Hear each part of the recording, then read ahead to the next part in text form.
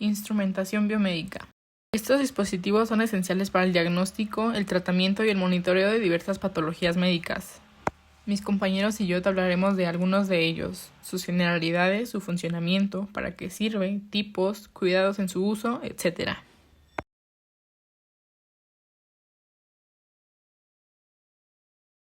El esfigmomanómetro es un dispositivo que se utiliza para medir la presión arterial, que es la fuerza que ejerce la sangre contra las paredes de las arterias.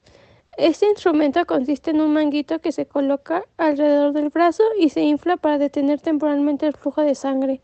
A medida que el manguito se desinfla, se utiliza un manómetro para medir la presión en el momento en el que el flujo de sangre comienza a regresar, lo que proporciona dos cifras: la presión sistólica cuando el corazón late y la presión diastólica cuando el corazón está en reposo entre latidos. Pueden medir presiones que oscilan entre 0 y 300 milímetros de mercurio. Deben ser calibrados regularmente para asegurar lecturas precisas. Existen varios tipos que se adaptan a diferentes necesidades. Cada uno tiene características específicas. Los manuales aneroides cuentan con un manómetro de aguja y se utilizan con un estetoscopio, siendo comunes en consultorios médicos. Los digitales son fáciles de usar y muestran la presión en una pantalla, los que los hacen ideales para el hogar. Hay de brazo, que se colocan en la parte superior del brazo y son los más precisos, y de muñeca, que son portátiles pero menos exactos. También están los de dedo, que miden la presión en el dedo, aunque no son recomendables para un monitoreo preciso. Por último, hay esfigmomanómetros que permiten medir la presión de manera continua, utilizados en hospitales para el cuidado de pacientes críticos. Al usar un esfigmomanómetro es importante seguir ciertos cuidados para obtener mediciones precisas y seguras. Hay que asegurarse de que el dispositivo esté en buen estado y calibrado correctamente. Si es manual, utiliza un estetoscopio de manera adecuada y coloca el manguito a la altura del corazón, ajustándolo bien pero sin apretar demasiado. La persona que se va a medir la presión debe estar relajada y en reposo, preferiblemente sentada con el brazo apoyado. Hay que evitar hablar o moverse durante la medición. Si usas un modelo digital, asegúrate de que las baterías estén cargadas. Es recomendable llevar un registro de las mediciones para monitorizar la presión arterial a lo largo del tiempo y consultar a un médico si hay alguna duda sobre los resultados.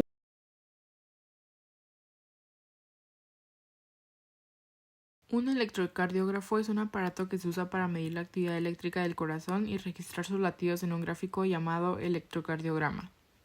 Funciona colocando unos electrodos en la piel que captan las señales eléctricas del corazón. Sirve para diagnosticar problemas con arritmias, infartos y otras enfermedades del corazón, además de monitorear el estado del corazón en situaciones críticas como durante una cirugía o en cuidados intensivos. Al usar un electrocardiógrafo es importante colocar bien los electrodos en el cuerpo del paciente, asegurándose de que la piel esté limpia y seca para obtener una buena señal. El equipo debe estar en buen estado y calibrado y hay que revisar que los cables funcionen bien. También se debe evitar que otros aparatos electrónicos cercanos interfieran con la lectura. El paciente debe estar relajado y en reposo, sin moverse, para que el resultado sea correcto. Además, es importante asegurarse de que el paciente no sea alérgico a los materiales de los electrodos. Las principales características de un electrocardiógrafo son: impedancia de entrada mayor a 5 megaohmios, corriente a través del paciente menor a 1 microamperio, resistencia del terminal central mayor a 3.3 megaohmios, ganancias fijas 5, 10 y 20 milímetros por milivoltio, respuesta frecuencial 0.14 Hz a 25 Hz con una variación de más de 0.5 decibelios, frecuencia superior de corte 100 Hz, velocidad del papel 25-50 milímetros por segundo, amplitud de la señal de calibración 1 milivoltio.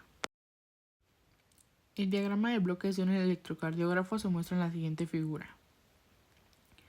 Los circuitos de protección incluyen dispositivos que evitan daños por picos de voltaje, especialmente cuando se usan junto con desfibriladores, y pueden tener filtros para reducir interferencias. El selector de derivación y calibración permite elegir qué derivaciones del corazón de un total de 12 se van a registrar en el electrocardiograma. También incluye la red de Wilson, que es una referencia para las mediciones. En esta etapa se envía una señal de prueba que generalmente es un impulso de 1 megavoltio para comparar con la señal del corazón y asegurarse de que la medición sea precisa. El preamplificador se encarga de aumentar la intensidad de la señal del corazón comparándola con una referencia aislada. Esta señal puede venir de una derivación o del promedio de otras.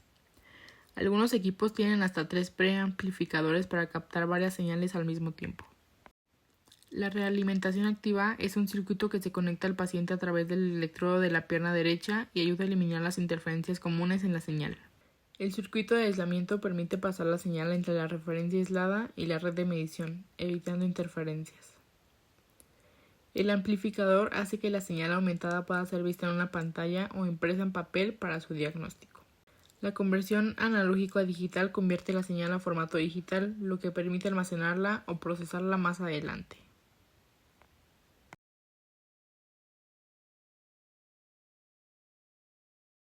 Un desfibrilador es un dispositivo médico que se utiliza para tratar problemas graves del corazón, como la fibrilación ventricular, que es cuando el corazón late de forma irregular y no bombea sangre de manera eficaz. Su función principal es enviar una descarga eléctrica controlada al corazón para restablecer su ritmo normal. Esto ayuda a salvar la vida de una persona que ha sufrido un paro cardíaco repentino, ya que la desfibrilación puede reiniciar el corazón y permitir que vuelva a funcionar correctamente. Esta situación debe corregirse rápidamente, dentro de los 5 minutos siguientes, para evitar daños cerebrales irreversibles al paciente. Los parámetros que determinan la eficacia de la desfibrilación son amplitud de la descarga, duración de la descarga, energía disipada, forma de onda, electrodos. Hay 4 tipos de desfibriladores: de corriente alterna, de descarga capacitativa con línea de retardo y de onda cuadrada. Los desfibriladores de descarga capacitativa descargan un condensador que se carga a alta tensión. La corriente pasa a través del paciente, pero el pulso es más corto que en los desfibriladores de corriente alterna. Los desfibriladores de onda cuadrada utilizan tiristores que se activan cuando la onda de estimulación comienza a bajar. Esto permite que el condensador se descargue rápidamente en la parte final de la onda, donde se aplica energía, pero la amplitud no es suficiente para ayudar en la desfibrilación. Requieren corrientes de pico aún más bajas para lograr la desfibrilación. Los cuidados en el uso de desfibriladores incluyen revisar que el equipo esté en buen estado y con las baterías cargadas, seguir las instrucciones del fabricante y asegurarse que los electrodos estén limpios y en buen estado para una buena conexión. Es importante evitar tocar al paciente mientras se administra la descarga y siempre llamar a servicios de emergencias antes de usar el desfibrilador si es posible. Además, se recomienda que las personas que lo vayan a usar estén capacitadas en primeros auxilios y en el manejo de desfibrilador.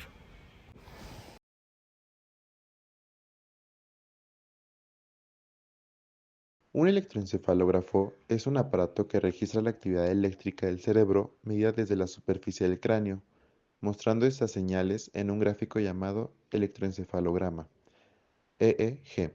Esta señal tiene un ancho de banda que va de 0.1 a 100 Hz y amplitudes que oscilan entre 25 y 100 microvoltios. Los electrodos se colocan usando el sistema 10-20, lo que significa que necesitan varios canales para registrar la actividad cerebral.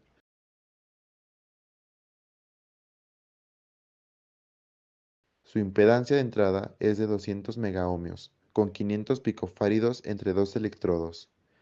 Tiene una relación de rechazo de modo común, CMMR, de 100 decibeles, y su nivel de ruido es inferior a 2 microvoltios, en el rango de 0.1 a 70 Hz. La sensibilidad se puede ajustar entre 10 a 3000 microvoltios por división.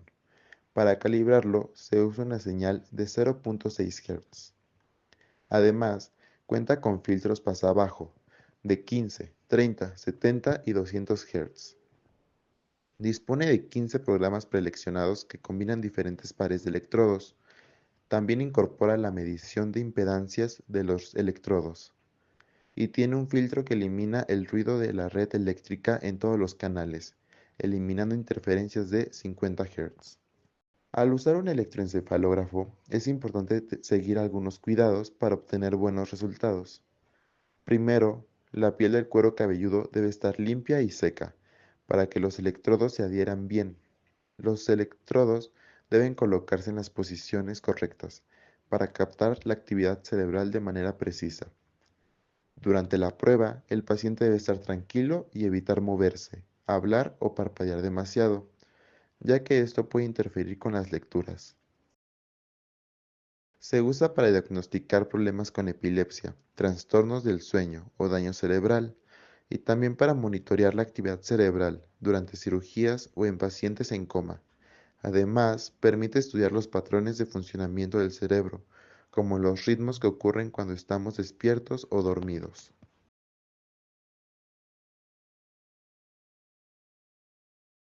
Los marcapasos cardíacos son dispositivos que envían impulsos eléctricos para ayudar a que el corazón lata de manera regular.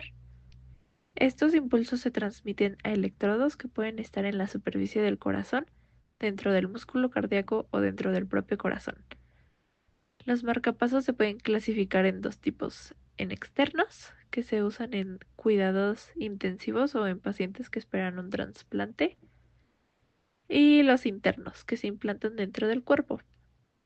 También se dividen en dos grupos según su funcionamiento: los asíncronos y los síncronos. Las primeras baterías de zinc-mercurio que se usaban en los marcapasos duraban unos 2 años, lo que requería cambiar el dispositivo.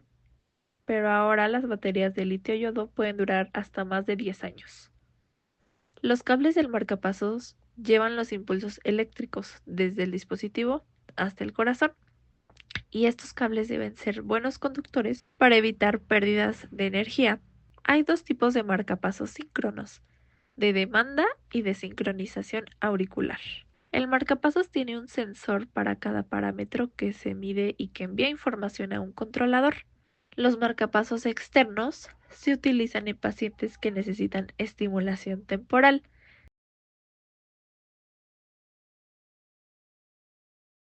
Este es un dispositivo que se utiliza para medir y registrar diferentes respuestas fisiológicas de una persona, mientras ésta responde a preguntas. Su función principal es ayudar a determinar si alguien está siendo sincero o no. Esto al analizar sus reacciones físicas.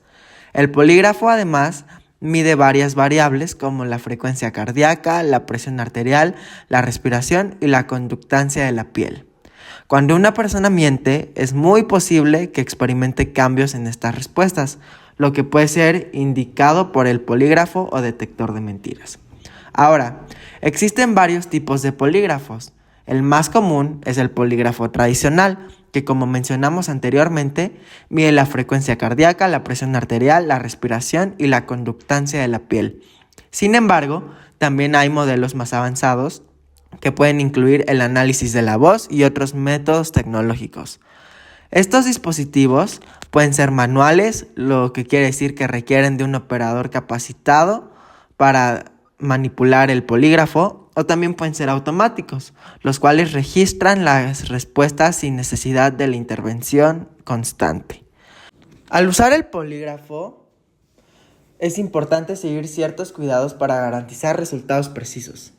Primero, el examinador debe asegurarse de que el dispositivo esté calibrado y en buen estado, ya que si no, no nos dará respuestas certeras. La persona que se va a evaluar debe estar en un ambiente tranquilo y cómodo, evitando situaciones que puedan causar el estrés innecesario, ya que esto también puede afectar sus respuestas. Además, es fundamental que se sienta seguro y se le explique el proceso de manera clara, ya que la ansiedad puede alterar las lecturas. Además, se debe evitar cualquier sustancia que pueda afectar al sistema nervioso, como estimulantes o sedantes. Este se utiliza principalmente para evaluar trastornos psicológicos como la ansiedad y el estrés postraumático, al medir las respuestas fisiológicas durante situaciones que provocan el malestar. También es útil en investigaciones sobre el dolor, ayudando a determinar cómo los pacientes reaccionan a diferentes tipos de dolor físico y evaluando la efectividad de tratamientos.